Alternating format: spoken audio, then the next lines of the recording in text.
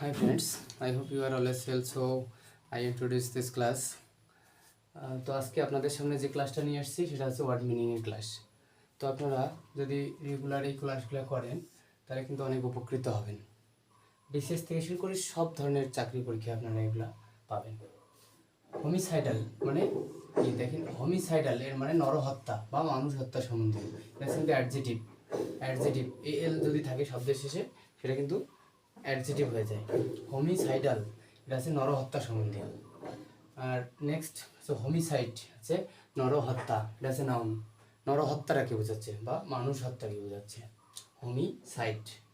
আর এটা হচ্ছে হোমিলেস্টিক্স মানে ধর্মপ্রচারবিদ্যা।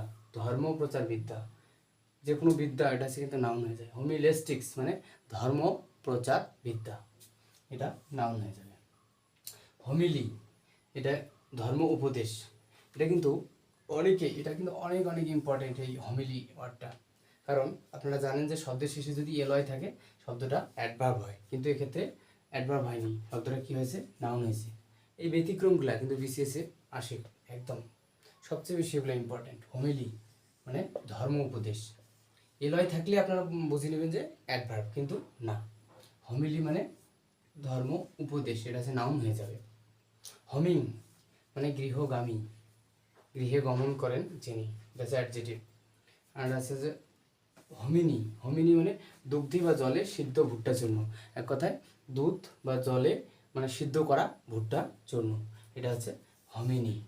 এটা হচ্ছে কি নাউন হয়ে যাবে। হোমিনি হচ্ছে দুধ বা জলে সিদ্ধ ভুট্টা চূর্ণ।